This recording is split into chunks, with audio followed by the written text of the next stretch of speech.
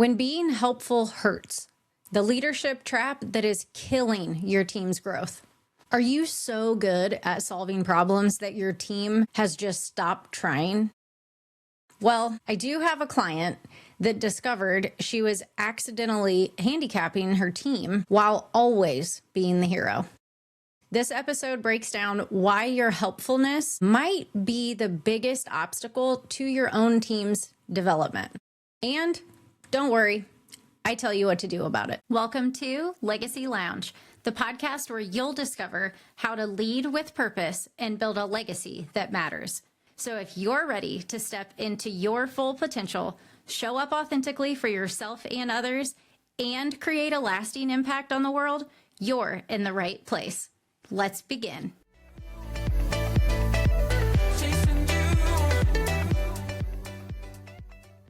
Hey everyone, welcome back to the Legacy Lounge. I'm Brin'na, and today we are talking about something that's gonna make a lot of high-performing leaders uncomfortable. I started coaching with a client a couple weeks ago, and we were talking about my downstairs bathroom leaking. Not exactly the professional opening dialogue that you would expect, right? But here's the thing. Real leadership happens in everyday real life, with real problems interrupting our perfectly mapped plans and days. And sometimes those interruptions end up teaching us some of the most important lessons. Which brings me back to my client's breakthrough and a moment that I think needs shared on this platform because every leader needs to hear it. So my client is a high-performing leader managing a team of producers, and she's incredibly capable. The kind of person who can solve any problem. She can handle any crisis, and she can deliver results no matter what. Her team loves working with her because she always has the answer. And that's exactly the problem. During our call, my client shared her frustration and said, I feel like I am constantly putting out fires. My producers come to me for everything. I know how to do all of their tasks, and it's just faster if I handle it myself, but I'm also drowning, and I don't understand why they're not stepping up. Sound familiar? Here's what I told her. And this was a key moment that shifted how she showed up next. I started to share with her that from my lens, I can see that she's made her producers cross-functional, almost like a Swiss Army knife. And she's taught them that they can do it all, but she's also taught them that they don't have to do it all because she will always step in. And the silence on that Zoom call was deafening. But that was the real coaching moment that opened up the session for this week. It's actually a disservice when we take on more than we should, especially when it's someone else's responsibility that is on our team, that we later do have to then hold them accountable for. Because then we're not making them grow by doing what they are supposed to be doing. And this dialogue hit my client hard because she realized something crucial. Her helpfulness was actually hurting her own team's development. Every time she jumped in to solve their problems, she was robbing them of the opportunity to not only grow, but learn and become more capable themselves. Here's when the strategic shift started to happen. We created a mapped out plan together based and rooted in strategy. And instead of being the hero who saves the day, my client would become the team's coach who builds capability. We worked on making processes bulletproof and dummy-proof, not because her team isn't smart, but because the clear system will help support creating clear confidence.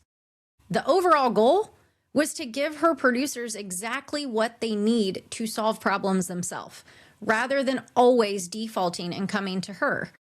And here's what happened within the next 2 weeks, 14 days from that very conversation with the meltdown.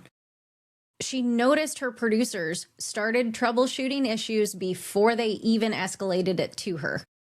They began to collaborate with one another instead of just defaulting to her. And most importantly, they started taking ownership of the outcomes instead of just executing the tasks. They stepped into embodying their role and its entirety. The leadership lesson that came through from this is that your job as a leader isn't to be totally indispensable. It is to make your team capable so that they could and can succeed without you.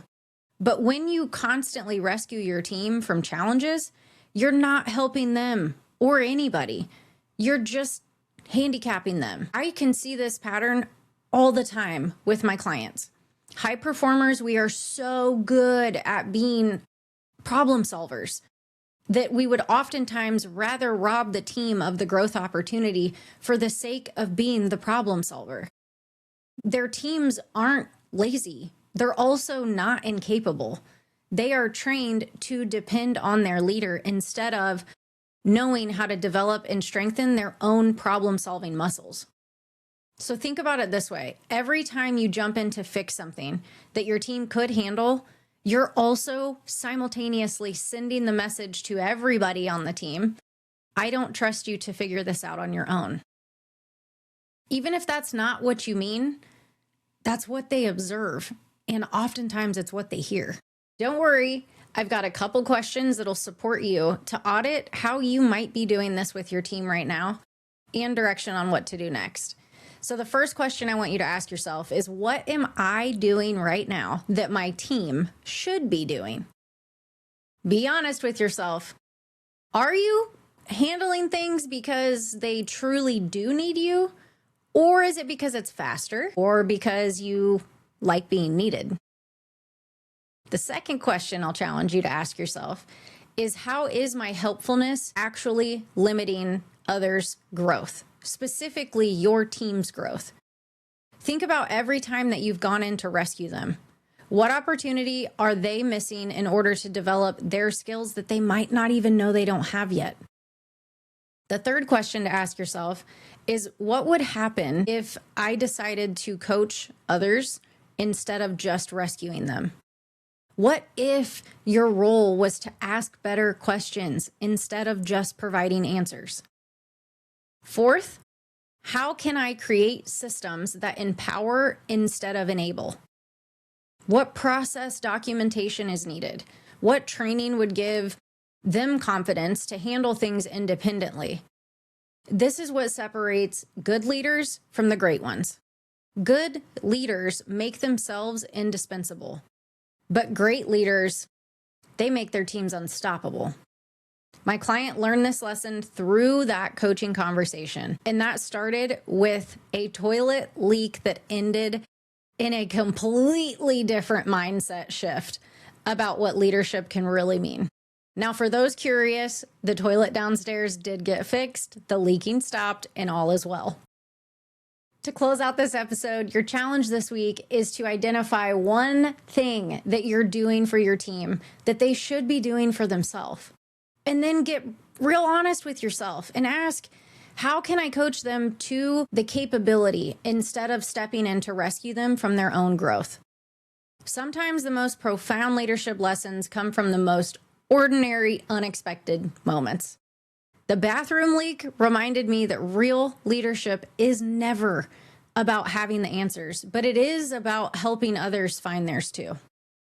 Head over to legacyfulfilled.com if you want to talk about building capabilities in your team instead of just relying on dependence. I'm Brin'na, and I'll catch you next week.